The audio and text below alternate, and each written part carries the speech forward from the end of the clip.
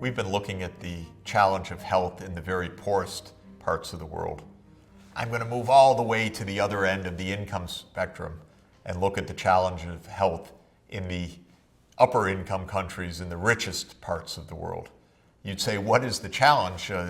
Life expectancy is high, and the healthcare system is technically very sophisticated. And while in the poor countries we scramble and rack our brains to figure out how to reach a level of $60 per person per year, in the high income countries the spending is typically around $3,000 to $4,000 per person per year in the public budget.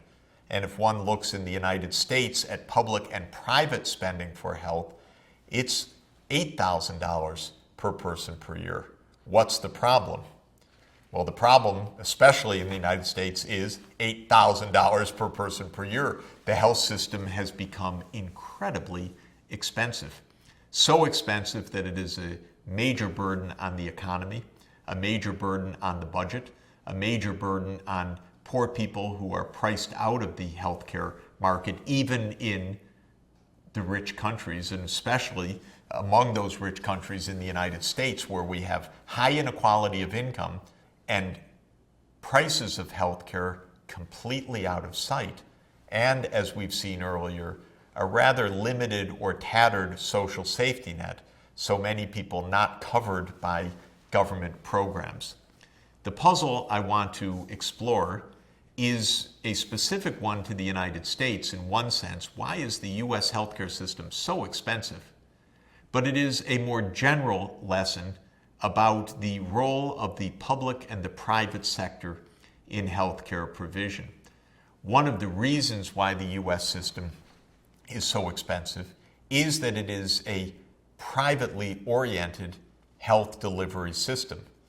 Well, something isn't right about that from the point of view of the common insistence that the private sector is very efficient and the public sector is bureaucratized and very costly. In the United States, where healthcare is provided mostly by private sector providers, the costs are completely out of sight.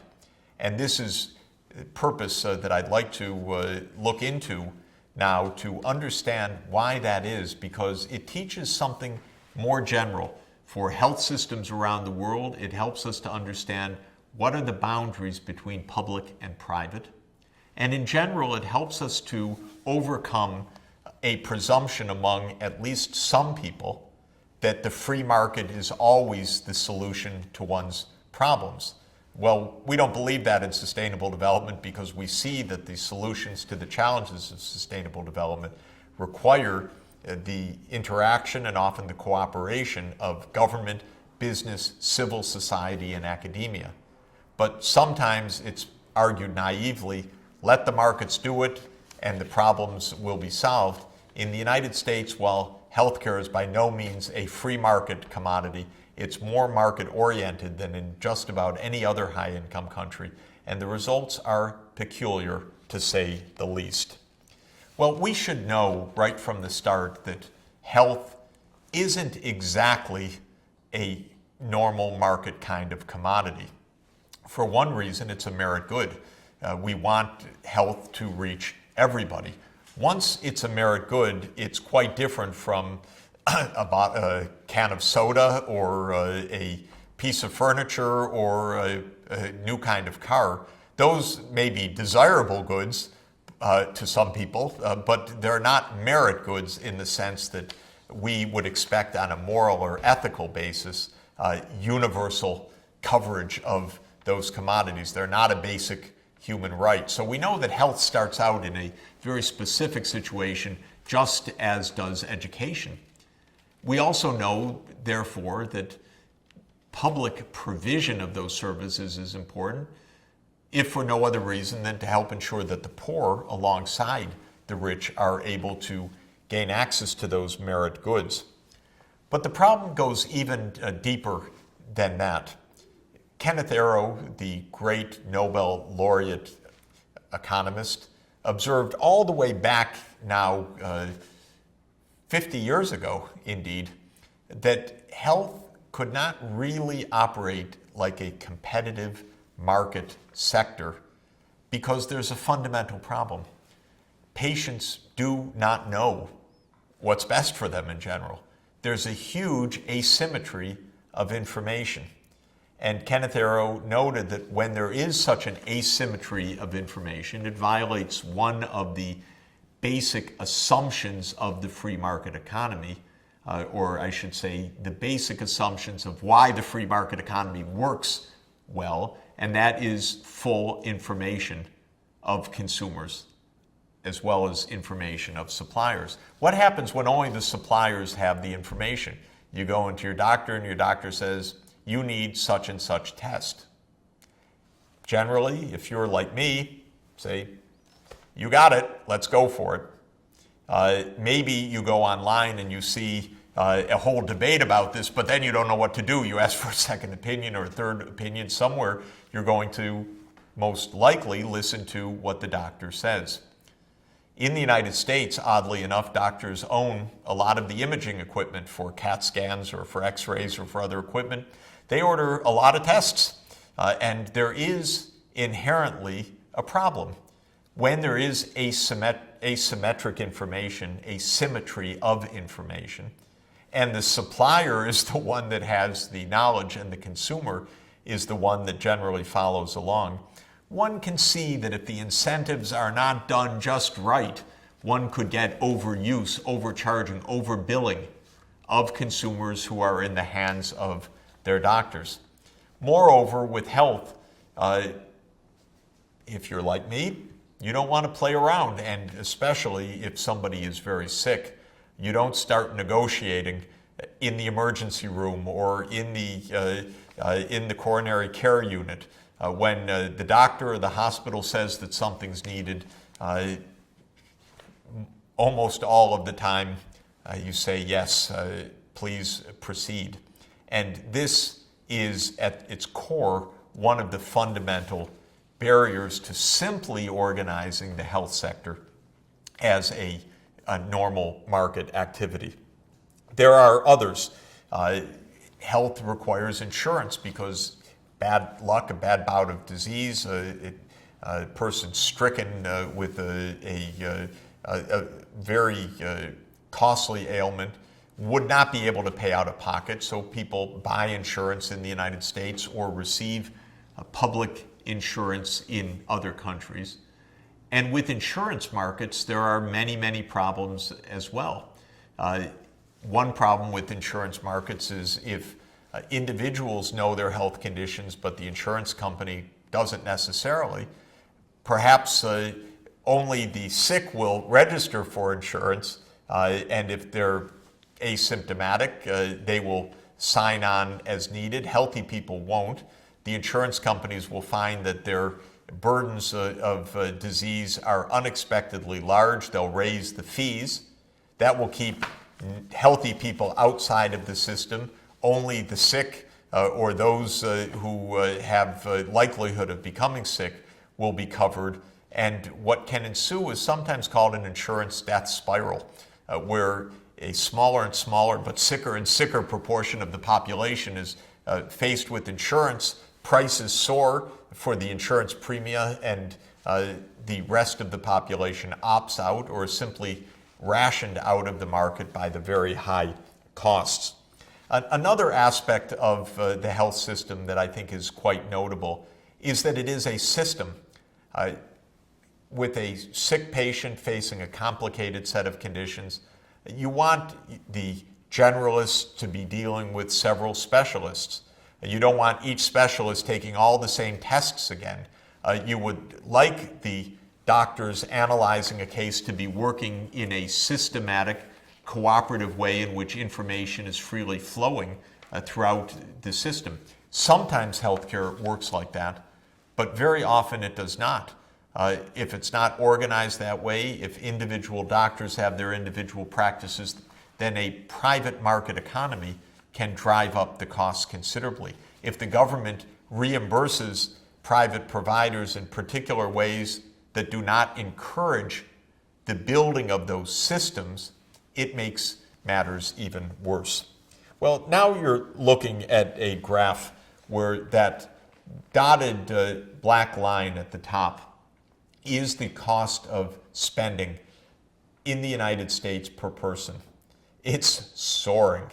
Back in 1980, the average spending on health per person in the United States was about $1,000 per person. By the year 2009, $8,000 per person. And you can see by far the most expensive in the world.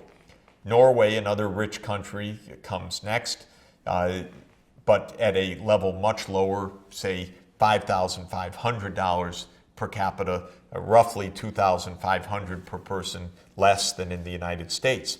And in general, the rest of the countries are clustered around this lower level. Typical spending, perhaps around $4,000 per person per year outside of the U.S., half of the U.S. level. If you look at the next graph, you see the spending now divided by national income, because we're looking at the share of health outlays as a percentage of income. And you can see that back in 1980, the United States was spending about 9% of its national income on health. By 2009, that had doubled to 18% of national income. Notice that back in 1980, all of the countries, including the U.S., were rather tightly clustered between 6 and 9% of national income. Since then, the U.S. has separated from the pack, becoming by far the most expensive healthcare system in the world. In general, health costs have been rising, and health outlays as a share of national income have been increasing, but in other places not by anything close to the increase experienced in the United States. You can see that as of 2009, for most countries, the spending is on the order of about 10% of gross national product, not the 18% in the United States. Well, this is shown for the year 2011 in the next bar chart. Again, you see that the United States, all the way on the right, has the highest level of spending as a share of gross domestic product. The next chart, also this set of columns by country, also for the year 2011, shows the United States as another kind of outlier. What this graph is showing is the proportion of the total spending, say the US 8,000, that comes from private spending, maybe the households buying health insurance, maybe the employer in the private sector paying for health care, maybe people paying out of pocket, as opposed to what government programs are funding. What you can see is that the private health outlays in the United States are a bit over half of the total spending. So a bit more than $4,000 per person comes from private spending by the households, the employers, and so forth. But in all the rest of the high-income countries, the share of private spending is much less, or to put it the other way, the proportion of total health spending by government is much higher. In essence, the U.S. runs a system that is partly public, partly private, with an accent, I would say, on the private sector, whereas most of the rest of the high-income world runs essentially a public finance system with a small private sector alongside. The U.S. is the only one that goes for a very big private sector and private spending that accounts for more than half of the total. What's the problem? The problem evidently is that the private sector in the U.S. is very high priced. And what essentially is at play is the observation that Kenneth Arrow made 50 years ago. This is not a very competitive sector. Price competition does not work very well. In fact, individual patients often have no idea of how the price they're paying compares with the price paid by other patients. So much so that hospitals themselves engage in what's called price discrimination, charging very different prices to different patients within the same hospital unit. Shocking, actually, because there is no standard public price that applies for all. There is instead a very hard to understand negotiating process where the unwary U.S. health consumer spends often far more than the hospital charges to other patients facing the very same kinds of treatments and with the very same kinds of conditions. The result is that hospitals get away with a lot. They are not competitive. They price discriminate. The prices that they charge are indeed very, very high. And one can see this in a systematic comparison of U.S. costs with the costs in other high-income countries. In the United States, for example, if the U.S. cost of 30 commonly prescribed medicines is set at an index of 1, then the cost in New Zealand is 0.34, 1/3 of the U.S. costs. The cost in Australia, 0.49, in other words, 1/2 of the U.S. costs of those medicines. In the Netherlands, 0.45, in other words, 45% or 45 cents on the dollar of what's spent in the United States. If you look at the cost of a visit to a physician, you can see that while the cost of a physician paid for by a public sector program, $60, is comparable to what is paid for in other countries, the cost that's paid for by a private payer, out of pocket, or a private insurance company is out of sight. It's twice the amount paid for by the public payer, and it's much more in general than paid for in most other countries. Well, condition after condition, intervention after intervention, the U.S. system is simply out of sight. If on average a hip replacement is for a private payer is $2,000, in the United States it's $4,000.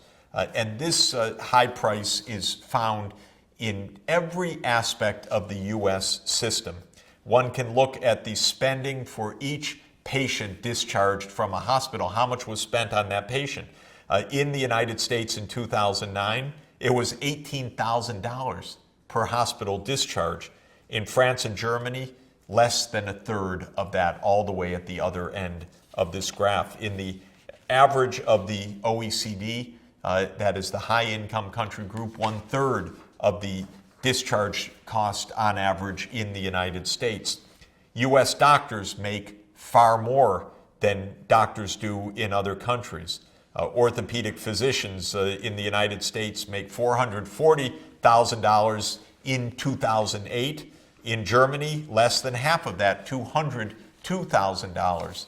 So we can see that essentially the U.S. system is remarkably expensive, not because it's delivering a huge range of things that other countries are not doing, not because the outcomes are better, but because the unit cost of the interventions is simply out of sight.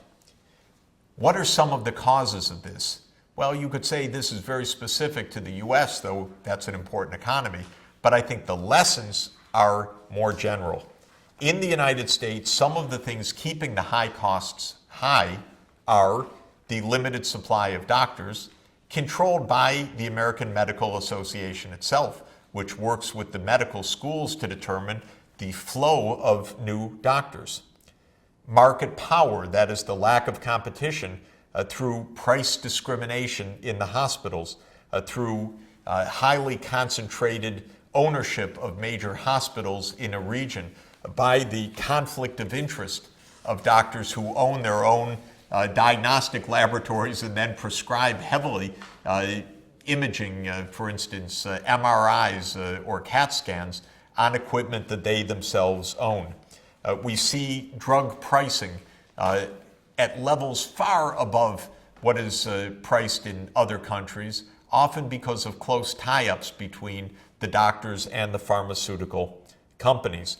Enormously high administrative costs because in the US, in the private economy, each hospital perhaps, or each group of hospitals has its own insurance connectors.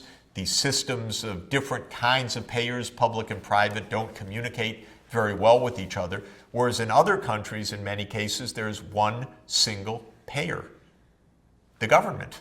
And the government, maybe at the provincial or the national level, pays all the health bills. And so the administrative costs of managing America's more privately oriented system is very high. And I'll add one final huge dimension, political economy. The health sector in the United States is powerful. It is one of our 4 most powerful lobbies in the United States, just alongside Wall Street, the financial markets, number 1, big oil, number 2, health sector, number 3, and the military-industrial complex, number 4. 4 giant, powerful lobbies in the United States that also help to prevent remedial action on these issues. Now, one of the leading organizations in understanding the U.S. health system, the Institute of Medicine of the U.S. National Academy of Sciences, did a recent study. They found something extraordinary, that the waste, fraud, and abuse in the system, the overbilling, the waste of resources, the repeated tests, the outright fraud, the high management costs, amounted to 5% of U.S. national income. That's astounding. 5% of U.S. national income is, with a $15 trillion annual economy, nothing short of $750 billion a year in waste. And when you put that into context, the U.S. is spending 18% of gross national product in health. And what the Institute of Medicine is suggesting is that maybe out of that 18%, it's getting 13% of national income in real value. Well, why does this system persist? Partly because of its history of having organized itself as a private sector economy that is not effective and doesn't obey the principles of free markets, but partly because of the power of the lobby. And if you look at total lobbying outlays according to various sectors, you find something quite astounding. Adding up all of the registered lobbying outlays between 1998 and 2012, while miscellaneous businesses, a broad grab bag category, comes number 1 in the list. Number 2 in the list is the health sector. More than $5 billion of lobbying by private health companies to Congress, telling congressmen and the president and others influenced by this, don't regulate us. Don't force us to expose our price discrimination. Don't regulate us as other countries do so that there's one price that applies to all patients within a certain category. Don't regulate the prices that pharmaceutical companies charge on their patent-protected medicines, and so forth. Don't try to reduce administrative costs. Those are our profits. Those are our earnings. Those are our employment, say the big health insurers. And they do this through mega lobbying. They also do it through campaign financing, shown on the next page. It's the 5th of the sectors from the top in the amount of financing spent by the industry during the most recent campaign cycle, complete campaign cycle of 2011 to 2012. The health sector contributed, and means people from within health companies registered as they make campaign contributions, giving about $260 million of campaign contributions. You can understand that this leads to some attentiveness of the politicians to the interests of this concentrated group, not necessarily to the interests of the taxpayers or the citizens more generally. What are some of the reform options? Let me conclude with that.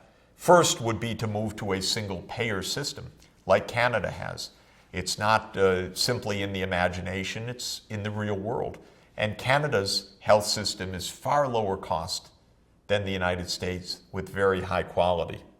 A second possibility is what's called an all-payer system. Sure, money would come from private employers, from out-of-pocket, from private insurance, but there would be one price paid per condition or diagnostic category or per individual covered per year, rather than price discrimination where the hospital or the private health provider tries to get as much as possible, and if the unwary consumer doesn't realize it, fleeces the unwary consumer by imposing costs far higher and prices far higher than other patients are paying. A third possibility is even more transparency, a certain fee paid by government or by employers per patient per year, so it's not on the basis of services rendered, not on the number of tests, not on the number of hospital visits, that the provider would have to provide efficiently and at low cost if they want to make a profit. And so another possibility is what's called capitation, that the insurance company or the government would provide one amount of money per year rather than fee for service. Another aspect would be increased supply, to remove the ability of the American Medical Association to constrict narrowly the number of doctors and specialists that come online. And finally, I would mention how technology can be the friend of lower costs. With information technology, smarter systems, patients monitoring their vital signs at home, or telemetry where a patient's information is automatically being read at a distance at low cost and the patient comes in for visits only when the indication is there. Or community health workers, as in the low-income countries, working in the high-income countries to reach people in their communities rather than waiting for mega disease costs in the hospitals themselves. Plenty of reform, plenty of way forward, partly changing the incentives, partly deploying new technologies. Of course, that kind of reform also depends on politics. If the lobbies get their way, you get inflated costs. If this is a system that is run for the public benefit, there is tremendous good that can be done to reach more people, improve health outcomes, and accomplish that, especially in the United States, at considerably lower cost.